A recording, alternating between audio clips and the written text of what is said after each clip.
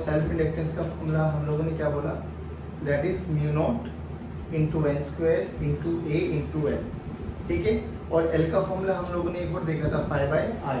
क्या एल जो होता है वो 5 और i पे डिपेंड करता है क्या? नहीं, क्योंकि 5 is directly proportional to i। जैसे जैसे 5 बढ़ाते चले जाएंगे वैसे वैसे i भी इंक्रीज होता रहता है, तो 5/i की रेशियो विल रिमेन कांस्टेंट। तो हम लोगों को कुछ फॉर्मूलेज याद होने चाहिए। एल का फॉर्मूला क्या है बच्चों? 5/i। सभी बच्चे रिप्लाई करेंगे 5/i। 5 क्या होता है? फ्लक्स। बेसिकली टोटल फ्लक्स में बात करूंगा, that is total flux. i क्या है? करंट। अब देखो, फिर हम लोगों ने इंड्यूस्ड या बैक ईएमएफ का फॉर्मूला देखा था, जल्दी बोलो। Minus L D I by D T, minus L D I by D T. और हम लोगों ने एक फॉर्मूला और देखा था, L this is nothing but mu not N square A into L. ध्यान से देखो, ये ए इंटू एल में हम लोगों ने बात करी थी सोलेनोइड के बारे में, और यहाँ पे ये रेडियस हम लोगों ने मान ली लेट्स से कैपिटल आर, ठीक है, कॉइल का रेडियस, और इसकी लेंथ मान ली हम लोगों ने एल, और कंडीशन क्या थी? L is greater than are.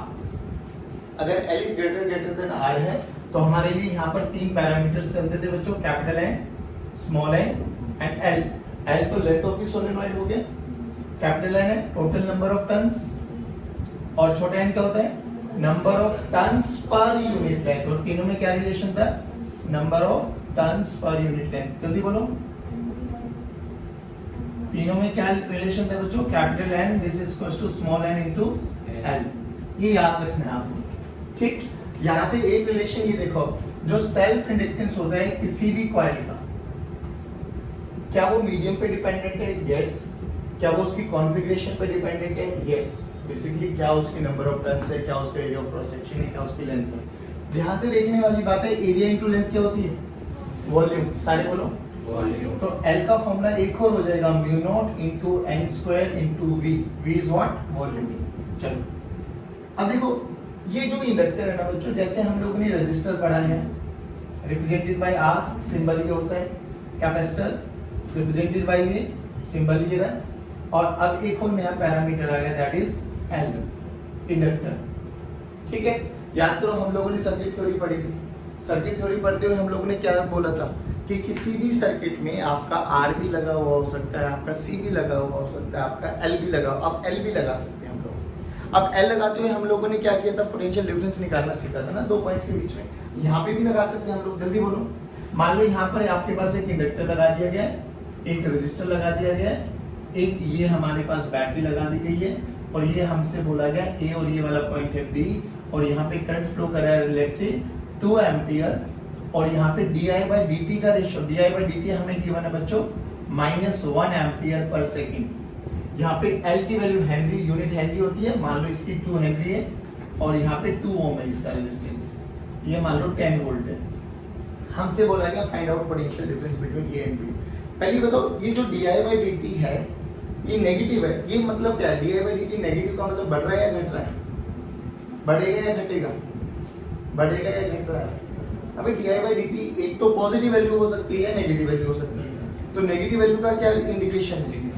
di/dt decrease हो रहा है, और di/dt अगर प्लस आ जाएगा तो इंक्रीज। अब सोचो, अगर di/dt घट रहा है, ऐसे समझ के चल कि मेरे पास ये एक कोई भी एक डिवाइस थी, ठीक। मान लो वही बल्ब वाला एग्जांपल उठा के चलते, डन है। तो जब बल्ब अपनी, जब इसमें एकदम मैक्सिमम करंट फ्लो करने लगा था, I नॉट, मैक्सिमम करंट इसमें फ्लो कर रहा था, तो बताओ इंडक्टर के होने ना होने का कोई फर्क? क्योंकि जब भी ये मैक्सिमम करंट फ्लो करेगा, इसका मतलब di/dt क्या हो गया? 0। अभी I कांस्टेंट हो गया ना, तो di/dt मतलब 0। तो di/dt अगर 0 होगा तो इंड्यूस्ड ईएमएफ 0। अगर इंड्यूस्ड ईएमएफ 0 होगा तो यानी ये वाला जो इंडक्टर था ये एक प्योर कंडक्टर की तरह बिहेव करने वाला है। बात समझ में आई ना? अब खुद एक बात बताओ, अगर मैंने स्विच को ऑफ कर, मतलब वो कर दिया, हटा दिया, बल्ब खोल दिया, मतलब ओपन कर दिया, तो तुझे नहीं लगता I नॉट मैक्सिमम से 0 हो जाएगा? तो 0 होने का मतलब घट रहा है, तो घट रहा है तो ये इंडक्टर क्या करेगा? सपोर्ट या अपोज? सपोर्ट या अपोज? सपोर्ट करेगा ना। अब सपोर्ट करेगा तो पोलैरिटी कैसे रखेगी? या तो ये ऐसी पोलैरिटी बनाएगा या ये ऐसी पोलैरिटी बनाएगा। बताओ ऊपर वाली बैटरी बनेगी पहले वाली या दूसरी वाली? करंट घट रहा है और वो घटने को सपोर्ट करेगा यानी वो करंट को बढ़ाएगा। तो बोलो ऊपर वाली या नीचे वाली? नीचे वाली। ऊपर वाली या नीचे वाली? नीचे वाली। रियलिटी में ये है। तो ये हमें यहाँ पे बनाना आना चाहिए पहली बात तो, और वो ये पता लगाता है कि घटेगा या बढ़ेगा, सिंपल सी बात। तो अब अगर ये घट रहा है तो सपोर्ट करेंगे, तो करंट किस डायरेक्शन में? इसी डायरेक्शन में। तो अल्टीमेटली ये बैटरी भी ऐसे बनेगा कि करंट को इसी डायरेक्शन में दे। अरे हाँ ना बोलो रे। तो यहाँ पर बोलो ये माइनस और ये प्लस। अब देखो यहाँ से यहाँ तक चलना स्टार्ट करो। रजिस्टर के अक्रॉस प्लस माइनस कैसे लगाते थे? जहां करंट एंटर करेगा वो पॉजिटिव और जहां से निकलेगा वो, चलो यहां से स्टार्ट करो। VA माइनस से प्लस L इंटू di/dt, तो 2 इंटू 1 2 इंटू 1 2 प्लस का 2। देखो ना माइनस से प्लस कितना प्लस? L di/dt, L की वैल्यू 2 है, di/dt की वैल्यू 1 है। रद्द है ना बोलो। यहाँ से प्लस से minus I into R, I की वैल्यू 2 है, R की वैल्यू 2 है तो 4, प्लस से माइनस 10 कहाँ पहुंचे? तो VA माइनस VB अपन को निकालना है, निकाल लो बेटा। VA माइनस VB कितना आगे बच्चों? 14 माइनस 2 12, नहीं आया बच्चों। अब देखो, अब बच्चों को ना थोड़ा सा मतलब वो रहता है कि सर ये अगर देखो इसकी पोलैरिटी अगर आप लोगों ने गलत चूज कर ली तो आंसर गलत आ जाएगा। अब इसकी है ना एम्बिग्यूटी को दूर करो। आप सोचो ही मत, क्या करो? करंट की जिस भी डायरेक्शन में करंट एंटर कर रहा है ना उस डायरेक्शन को प्लस माइनस मार्क करो, जैसे रजिस्टर के केस में करते थे। जैसे कि करंट एंटर कर रहा है तो ये प्लस और ये भी प्लस और ये, और बैटरी में तो कोई प्लस माइनस का लोड है ही नहीं, तो लगाओ वहां पे VA प्लस से माइनस L di/dt। अरे हाँ ना बोलो। प्लस से minus I into R, plus से minus V, this is equals to VB। अभी मैंने जनरल लिख दिया। अब बस आपको क्या यूज करना है कि जब ये di/dt की वैल्यू रखो ना बच्चों, जब भी di/dt की वैल्यू रखो तो विद साइन रख देना, खत्म। di/dt कैसे रखना है? With sign. तो आपको ये सोचना ही नहीं है कि कौन वो सपोर्ट करेगा या अपोज करेगा। You will get the same answer. रख के देखो, चलो देखो VA L की वैल्यू बोलो 2 और di/dt की वैल्यू -1, तो 2 इंटू -1 -2 माइनस प्लस, नहीं आया। अरे बोलो भाई, I की वैल्यू रखो 2, R की वैल्यू रखो 2 तो 4, V की वैल्यू रखो -10, दिस इज इक्वल्स टू, देखो ये और ये रिलेशनशिप आ गया ना। तो अब आपको ना ये कंफ्यूजन ही मत रखो दिमाग में। आप क्या करो, रेजिस्टर में वैसे ही मार्किंग लगाओ, प्लस एंटर करा, बाहर निकला तो माइनस। सेम ऐसे ही इंडक्टर में भी मार्किंग लगाओ, प्लस एंटर करते हुए माइनस, बाहर निकलते हुए। तो जो ये पोटेंशियल डिफरेंस होगा ये किसके बराबर होगा? L di/dt। तो बस याद क्या रखना है कि L di/dt का यूज करते हुए di/dt को कैसे रखना है? With sign. एक और क्वेश्चन दे दो, जल्दी जल्दी सब बच्चे निकालेंगे फटाक से। आओ बच्चों जल्दी। एक इंडक्टर है हमारे पास, एक रेजिस्टर है हमारे पास, एक बैटरी है हमारे पास। This is point A, this is point B। ये हमारे पास 3 हेनरी का है, ये हमारे पास 2 ओम का है, ये हमारे पास 8 वोल्ट का है, और यहाँ पे di/dt की वैल्यू है बच्चों 1 ampere per second, 1 ampere per second, और करंट हमारा फ्लो कर रहा है 1 एम्पियर। जल्दी find out the potential difference between A and B। Energy stored in inductor. चलो भाई एक बार थोड़ा सा कैपेसिटर को रिकैप करो जल्दी। कैपेसिटर में एनर्जी का फॉर्मूला क्या बोला था? जल्दी जल्दी जल्दी। Potential energy in capacitor 1/2 CV²। अरे हाँ ना बोलो। C का फॉर्मूला क्या बोला था? Epsilon not A/d। अरे हाँ ना बोलो बच्चों। रखो यहाँ पर 1/2 into epsilon not into A/d into V का स्क्वायर। ध्यान से देख, V क्या होता था? Potential difference. पोटेंशियल डिफरेंस को E की टर्म्स में क्या लिखते थे?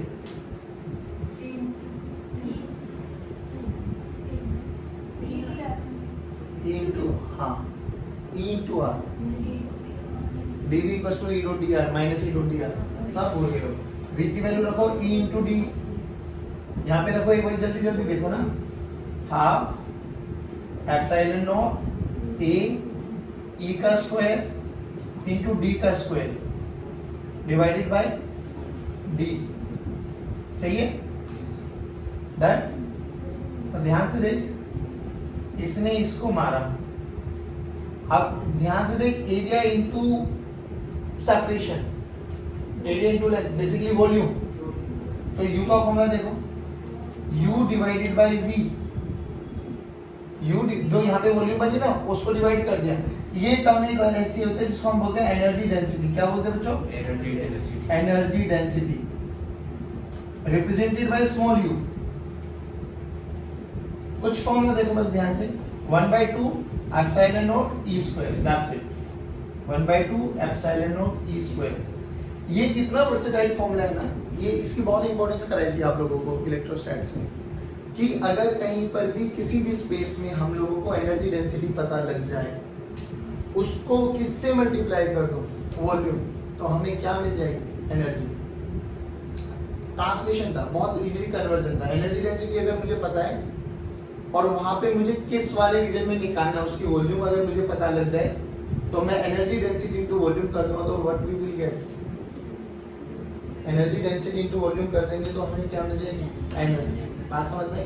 अब जैसे अपन ने कैपेसिटर में पढ़ा था ना, सेम ऐसा ही हम लोग इंडक्टर में पढ़ेंगे, सेम। देख कैसे, एक बात बताओ, याद करो आप लोगों को हम लोगों ने करंट इलेक्ट्रिसिटी में ये कराया था, मान लो ये V है, इसमें करंट आ रहा है और यहाँ से V करंट जा रहा था, डन है कुछ, एक चार्जिंग और एक डिस्चार्जिंग, एक ने बैटरी ने एनर्जी ली, एक ने बैटरी ने एनर्जी दी, नहीं आया नहीं समझ में। अब देख यहाँ पे V इंटू आई है, तो ये पावर लेगा, ये V इंटू आई है, पावर देगा। एक पावर लेता था और एक पावर, याद है ना, पावर का फॉर्मूला क्या होता है, V इंटू आई। तो बेसिकली ये चार्ज हो रहा है और ये डिस्चार्ज हो रहा है, डन। अब इंडक्टर में कहां से आया, तो रियलिटी में इंडक्टर में भी ऐसा देखा कि जब इंडक्टर है ना, इंडक्टर बच्चों, अगर आप इसको मान लो जब इसमें करंट फ्लो कर रहा है और ये अगर गलती से कट हो जाए तो यू विल फील कि इसमें एक स्पार्क पैदा होता है। और टेंशन मतलब जितने भी इलेक्ट्रिकल अप्लायंसेस है ना हमारे घरों में लगे हुए, एसी कूलर वगैरह, इनमें जब हमारा हाई पावर वाला वो होता है सिस्टम, जितने भी हमारे इलेक्ट्रिकल अप्लायंसेस होते हैं ना, इलेक्ट्रिकल अप्लायंसेस, उन सब में हम लोग पावर स्विचेस का यूज करते हैं। देख एसी वाला नीचे पावर यूज किया, हाँ बेसिकली जब ये ऑन ऑफ करते हो ना तो यू विल सी कि इसमें ना एक बहुत हाई स्पार्क पैदा होता है, वो di/dt का रेट होता है, बेसिकली रेट ऑफ चेंज, और वो बहुत डेंजरस होता है, बहुत डेंजरस। तो रियलिटी में ऐसा देखा गया जब इंडक्टर में करंट फ्लो कर रहा है और ये गलती से इसमें कट लग जाए तो एक आर्क पैदा होता है, स्पार्क पैदा होता है। तो वो स्पार्क पैदा कहाँ से हुआ, बेसिकली कहीं ना कहीं एनर्जी स्टोर हुई होगी इसमें। अब एक चीज और याद करो, वहाँ पर एनर्जी स्टोर हम बोलते थे energy in terms of electric field lines, जहाँ पर भी इलेक्ट्रिक फील्ड लाइंस है वहाँ पर एनर्जी होगी जरूर। तो इलेक्ट्रिक फील्ड लाइंस और magnetic field lines are the part of electromagnetic waves, reality में जो हम लास्ट चैप्टर पढ़ते हैं। तो जब इलेक्ट्रिक फील्ड भी एनर्जी को रिप्रेजेंट करता है, मैग्नेटिक फील्ड भी एनर्जी को रिप्रेजेंट करता है, तो इलेक्ट्रिक फील्ड में जैसे एनर्जी स्टोर होती थी ऐसे मैग्नेटिक फील्ड लाइंस में भी एनर्जी स्टोर होती है। तो यहाँ पर जब करंट फ्लो करेगा तो मैग्नेटिक फील्ड होगा, नहीं होगा, बिल्कुल होगा। अगर मैग्नेटिक फील्ड होगा तो मैग्नेटिक एनर्जी होगी, वही मैग्नेटिक एनर्जी हमें निकालनी है यहाँ पर, बात समझ में।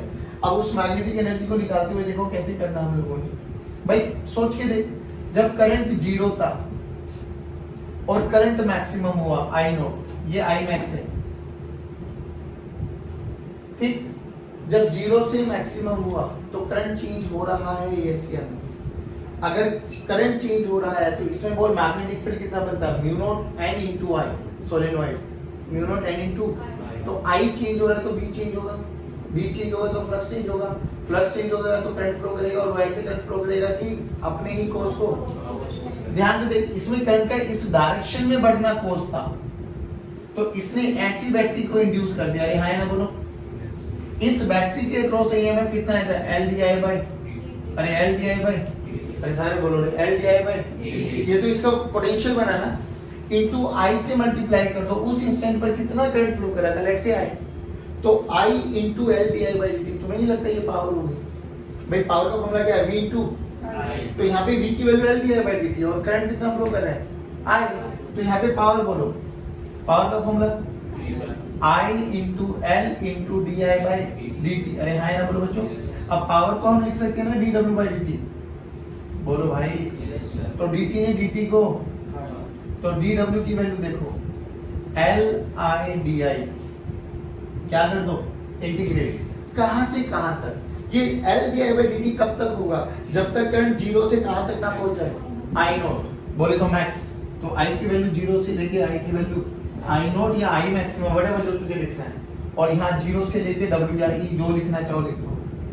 डब्ल्यू का इंटीग्रेशन करेंगे तो आई विल गेट एनर्जी, तो एनर्जी को यू से भी रिप्रेजेंट किया जाता है, ई से भी रिप्रेजेंट किया जाता है, जैसे तुझे लिखना है वैसे लिख ले, U E, this is equal to बोल I D I, I square by two, अरे हाँ ना बोलो, इंटीग्रेशन में एक पावर में ऐड कर देते हैं और उसी पावर से डिवाइड कर देते हैं, तो L by two I not square by, बस आई नॉट स्क्वायर, अरे हाँ ना बोलो। अब यहाँ पे देखो बच्चों, कुछ सिमिलरिटी नहीं लग रही, 1 by two C V square, 1 by two L I square, बिल्कुल सिमिलर।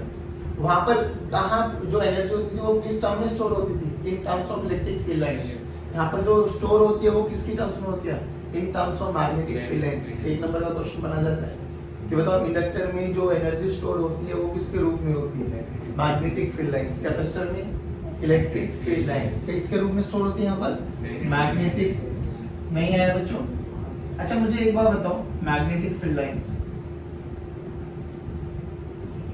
जैसे हम लोगों ने यहाँ पे एनर्जी डेंसिटी पढ़ा है, तो क्या यहाँ पे भी एनर्जी डेंसिटी पढ़ सकते हैं क्या? हाँ देखो, एनर्जी डेंसिटी का फॉर्मूला क्या होता है, energy per unit volume, energy per unit. ध्यान से देखिए यहाँ पे एल आया है, एल का फॉर्मूला आप ये भी देखा था, बोलो L this is equal to mu not N square into V A into L, तो यहाँ पे रखो u this is equal to 1 by two L की वैल्यू रखो यहाँ पे mu not N square into v into I not का स्क्वायर। इस v को डिवाइड कर दूं, तुम्हें नहीं लगता ये एनर्जी डेंसिटी बन गई? अरे हाँ ना बोलो, करो जल्दी। तो म्यू मतलब u by v, this is energy density, क्या बना बच्चों 1 by to mu not N square into I not का स्क्वायर। डन बच्चों। अब एक अच्छे टर्मिनोलॉजी में बनाता हूँ, सोच इस टर्म को मैं म्यू नॉट से डिवाइड कर दूं, म्यू नॉट से मल्टीप्लाई कर दूं, कर सकता हूँ? देख ध्यान से, तो क्या बना 1 बाई ऊपर बना म्यू नॉट का square N square I not का square divided by mu naught. याद कर इसके अंदर मैग्नेटिक फील्ड किसमें क्या होती थी, magnetic field mu not N into I, B की वैल्यू बोलो mu not N into I. तुझे नहीं लगता है वो देख वो बी का स्क्वायर बन गया, तो एनर्जी डेंसिटी क्या बन गई बच्चों, half B square into mu not. नहीं आया बच्चों, वहां पर क्या था half epsilon not into E square, वहां पर क्या है half B square by mu not. नहीं आया बच्चों, श्योर। अब फिर वही तरीका कि अगर मुझे किसी भी स्पेस में एनर्जी डेंसिटी पता है, जो कि ये है, देख ध्यान से किन किन पैरामीटर्स पर डिपेंड करती है, हाफ कांस्टेंट है, म्यू नॉट मीडियम की प्रॉपर्टी है, बी, तो उस पॉइंट पर अगर मुझे मैग्नेटिक फील्ड पता लग जाए तो मेरा काम हो जाए। मैग्नेटिक फील्ड्स को किससे मल्टीप्लाई कर देंगे, वॉल्यूम से, तो विल गेट एनर्जी। अरे हाँ यार बोलो रे, नहीं आया समझ में, ध्यान से ऑब्जर्व करो। तो हमने जैसे क्वेश्चन पूछा था कि इनफाइनाइट शीट है जिसकी हमें 4 डेंसिटी दे दी थी, लैम्डा एम्पीयर पर मीटर, बोला गया उससे L दूरी पर एक क्यूब रखी हुई है, find the energy of a cube, find the energy of a cube. अब एनर्जी ऑफ अ क्यूब कैसे करें, क्या मुझे यहाँ पर एनर्जी डेंसिटी पता है? हाँ, एनर्जी डेंसिटी बोलो, एनर्जी डेंसिटी क्या होती है 1 by two B square by mu not. क्या इस शीट के कारण मैग्नेटिक फील्ड पता है? हाँ, ये mu naught lambda by two independent of L है, तो कांस्टेंट है, ठीक है ना।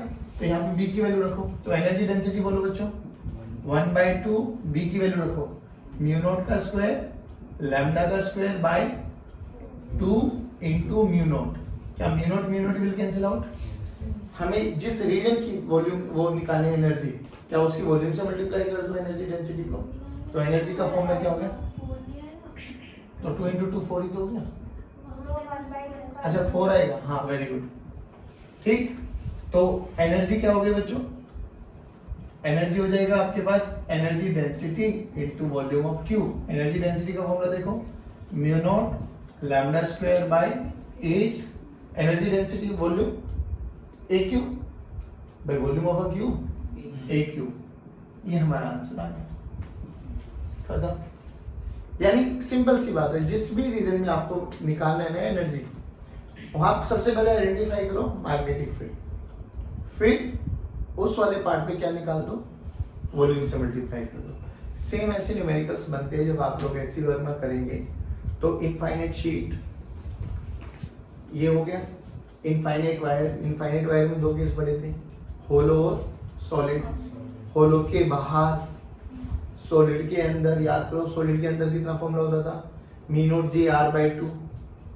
बाहर क्या होता था, mu not I by 2 pi R, है ना, सॉलिड और होलो दोनों के लिए मैग्नेटिक फील्ड लाइंस।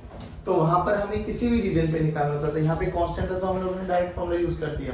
लेकिन इनफाइनाइट वायर के कारण मैग्नेटिक फील्ड वेरिएबल है, अंदर भी और बाहर भी।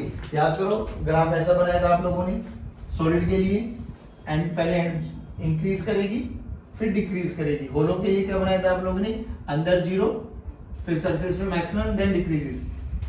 तो रियलिटी में चाहे अंदर करे चाहे बाहर करे, तो यू विल रियलाइज कि मैग्नेटिक फील्ड वेरिएबल है। अगर वेरिएबल है तो वहां पर हमें इंटीग्रेशन का यूज करना पड़ेगा। बात समझ में? चलिए अब हम एक और टॉपिक पढ़ते हैं। जैसे हम लोगों ने बात करी सेल्फ इंडक्टेंस, ऐसे ही हम बात करेंगे म्यूचुअल इंडक्टेंस। सेल्फ का नाम बोलो, सेल्फ क्यों पढ़ा? क्योंकि याद करो करंट भी उसी में दिया, फ्लक्स भी उसी में इंड्यूस्ड हुआ, है ना। सेल्फ करंट भी सोलेनॉइड में दे रहे थे आप लोग, मैग्नेटिक फील्ड भी उसी में बना, फ्लक्स भी उसी में जनरेट हुआ, इंड्यूस्ड ईएमएफ भी इसी में हुआ, सब इसी में हो रहा था। म्यूचुअल का मतलब क्या है? अब आप किसी एक कॉइल में करंट देंगे, मैग्नेटिक फील्ड इसमें बनेगा और फ्लक्स किसी दूसरे में लिंक करने वाले। अब एक चीज हो, कई बार ना जब न्यूमेरिकल्स देखोगे आप लोग तो यू विल आइडेंटिफाई कि ना उसमें ना करंट दे ही नहीं रखा होता है, जैसे करंट मिलेगा ही नहीं आपको। कई क्वेश्चंस में देखोगे आप लोग एक सिस्टम बना के दे देंगे, वो calculate the mutual inductance of this system. अब जब ये mutual inductance of this system निकालना होता है ना, तो हम लोगों को सबसे पहले आइडेंटिफाई करना होता है कि कोई ना कोई कॉइल में करंट बहाना होता है। अब जिस कॉइल में करंट फ्लो करेगा that will be consider as your primary coil. बोलो प्राइमरी कॉइल कौन सी कॉइल? जिसमें करंट फ्लो कराओगे, और जिसमें फ्लक्स निकालना होगा उसको सेकेंडरी कॉइल बोला गया। अब बात यह है कि सर हमें कैसे पता लगेगा कि कौन प्राइमरी बनेगी कौन सेकेंडरी बनेगी? बहुत लॉजिकल है। जिस भी चीज के कारण तुम्हें लगता है कि आप इजीली मैग्नेटिक फील्ड्स कैलकुलेट कर सकते हो, उसको प्राइमरी बना लो। अभी हमने क्या पढ़ा है, बायट सावर्ट और एम्पियर सर्किट लो, और वहां पर हमने क्या पढ़ा था, अलग अलग सिस्टम के कारण मैग्नेटिक फील्ड लाइन निकालना सीखा था। अगर आपको लगता है कि उन सिस्टम में से कोई एक सिस्टम है कि मैं इसके कारण इजीली मैग्नेटिक फील्ड उस पॉइंट पे निकाल सकता हूं, तो उसको प्राइमरी कॉइल बना दो। उसमें क्या करो, अपनी मर्जी से करंट को फ्लो करा दो, इधर इन क्लॉकवाइज और इन एंटी क्लॉकवाइज, मर्जी तेरी चलने वाली है। अगर करंट दे रखा है तो बहुत अच्छी बात है, नहीं दे रखा तो घबराने की कोई आवश्यकता नहीं। क्या करना है, सबसे पहले उसमें से एक कॉइल में से किसी भी एक कॉइल में करंट को चूज कर लो, उस करंट के कारण मैग्नेटिक फील्ड लाइन निकाल लो। तो जब मैग्नेटिक फील्ड लाइन निकल जाएगी तो मैग्नेटिक फील्ड लाइंस इनटू उस पर्टिकुलर कॉइल का एरिया, फ्लक्स निकाल दो। जब बी इंटू ए करके फ्लक्स निकल जाएगा तो क्या होता है म्यूचुअल इंडक्टेंस, एल क्या होता था, सेल्फ इंडक्टेंस क्या होता था, 5/I। सेम ऐसे ही म्यूचुअल इंडक्टेंस होता है, पहले I कंसीडर करो, फिर फ्लक्स निकालो, फिर उसको I से डिवाइड कर दो, that will give you mutual inductance. But अब इसमें दो सिस्टम यूज हो गए, एक में करंट दे रहे हो और दूसरे में फ्लक्स ले रहे हो। जिसमें करंट दोगे दैट इज प्राइमरी, और जिसमें फ्लक्स निकालोगे दैट इज सेकेंडरी। एक क्वेश्चन करा देता हूं, बहुत इजी सा, टेंशन मत ले, बात समझ में आई? चलो बच्चों, म्यूचुअल इंडक्टेंस देखो, एक हमारे पास ये कॉइल है दैट, और एक कॉइल ये रखी हुई है हमारे पास दैट। आप ध्यान से देखना, इसका रेडियस r मान लिया सेंटर, इसका रेडियस स्मॉल r मान लिया, और condition soon low, capital R is greater then small r। पहले बताओ इसका लिखने का क्या मतलब है, कि इसके कंपैरेटिवली इसको हम बिल्कुल नेग्लिजिबल एरिया मान सकते हैं। अरे हाँ है ना बोलो। पहली बात तो ये, मान लो इन दोनों के बीच की जो दूरी है that is x, that is x, ठीक। बोला गया find the mutual inductance of this particular system. अच्छा एक चीज हो, इसमें जो capital N number of turns है, number of turns capital N मान लिया, और इसके जो नंबर ऑफ टर्न्स है वो स्मॉल n मान लिए, नंबर ऑफ टर्न्स, ठीक। बोला गया find mutual inductance of this system. अब देखिए ना, कोई करंट नहीं दे रखा, कुछ भी नहीं। अब पहली बात तो हमें ये कंसीडर करना चाहिए ना भाई कि किस में करंट फ्लो कराए, क्योंकि करंट बहेगा तभी मैग्नेटिक फील्ड बनने वाला है, मैग्नेटिक फील्ड बनेगा तभी हम फ्लक्स निकाल पाएंगे। तो बोलो क्या करें, किसको, पहली वाली और दूसरे वाली में से ये बताओ किसको प्राइमरी कॉइल कंसीडर किया जाए। वन, लॉजिकली भी समझ में आता है और आपको समझ में आ जाएगा, परेशान होने की आवश्यकता नहीं। अब मान लो इसमें करंट फ्लो करा दिया, तो तुम्हें नहीं लगता इसके कारण मैग्नेटिक फील्ड लाइंस इस डायरेक्शन में है। अब इसके लिए मैग्नेटिक फील्ड लाइंस जो भी निकालेंगे, ये वाला कौन सा पॉइंट होता है, एक्सिस वाला पॉइंट। एक्सिस पे मैग्नेटिक फील्ड निकालनी आती है क्या, बोलो। Magnetic field due to one mu not I, जो भी दिया है करंट इन प्राइमरी, तो mu naught into I P current in primary into radius of इसका divided by 2 into R square plus X square की पावर 3/2। बट तुम्हें समझ में, इसके कारण मैग्नेटिक फील्ड लाइन निकल गई। तो सोच के देख, क्या मैग्नेटिक फील्ड लाइन इसी डायरेक्शन में है, हाँ बिल्कुल है। अरे हाँ ना बोलो। दूसरी चीज, अब इसमें कितने ऐसे नंबर ऑफ टर्न्स हैं, n, तो टोटल निकाल लो मैग्नेटिक फील्ड, बोलो कितना आ गया, n into mu not into I P into R का square divided by 2 into R square plus X square की पावर। अब एक बार बता बच्चों, इसका ये कॉइल, ये वाली छोटी कॉइल, इसमें क्या निकालना होता है, फ्लक्स। क्या निकाल सकता हूँ फ्लक्स, हाँ बी पता है, एरिया देख, सोच के देख। अभी एक कॉइल तो इसका एरिया वेक्टर इसी डायरेक्शन में ना चूज कर लिया जाए, दोनों के बीच में एंगल बोलो 0। अरे बोलो भाई, तो फ्लक्स का फॉर्मूला क्या होता है, B इंटू ए, बोलो भाई B इंटू। अब इसके कंपैरेटिवली ये एरिया बहुत छोटा है, तो हम ये अज्यूम करके चल सकते हैं कि सारी की सारी मैग्नेटिक फील्ड लाइंस कांस्टेंट है। यहाँ है ना बोलो, नहीं है, वो रहेगी एक्सिस के अलोंग, बट पूरे एरिया में हम मान के चल सकते हैं कि कांस्टेंट है। अरे बोलो भाई, चलिए बहुत बढ़िया। तो बी का फॉर्मूला ये रख दो, area pi R square into कितने नंबर ऑफ टर्न्स है, n, और यहाँ पे बी की वैल्यू ये रख दो, रखो जल्दी, n into mu not into I P into R का square divided by 2 into R square plus X square की पावर 3/2। ये फ्लक्स आ गया बच्चों। ध्यान से देखो, total flux capital N small n mu not R square capital R square into pi divided by 2 into R square plus X square की power 3/2 into I P. ध्यान से देखिए पूरा पैरामीटर, तुझे नहीं लगता ये कांस्टेंट है, ध्यान से देख, capital N small n mu not R square, अरे हाँ है ना बोलो, पक्की बात।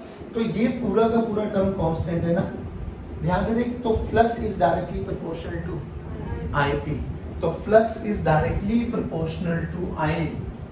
अब एक बात बताओ, फ्लक्स प्राइमरी में था, सॉरी करंट प्राइमरी में था, फ्लक्स सेकेंडरी में था ना।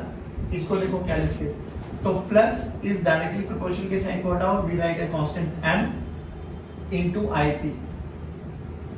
तो this is what we have coefficient of mutual inductance phi by IP, और लिखा ऐसे जाता है MSP, mutual inductance of secondary coil with respect to primary coil. परेशान होने की आवश्यकता नहीं है, अगर आपने एक सिस्टम की निकाली ना, तो चाहे आप इसकी निकालो चाहे आप इसकी निकालो, m will remain constant। Reason है m किन किन पैरामीटर्स पे डिपेंड कर रहा है, कैपिटल N बेसिकली उसके number of turns, mu not medium, R radius, इसका रेडियस उसका रेडियस, अरे हाँ ना बोलो, इन दोनों के बीच की दूरी, तो बेसिकली उसकी कॉन्फ़िगरेशन पे डिपेंड कर रहा है, उसकी ओरिएंटेशन पे डिपेंड कर रहा है, डिस्टेंस बिटवीन टू कॉइल्स पे डिपेंड कर रहा है, मीडियम पे डिपेंड कर रहा है।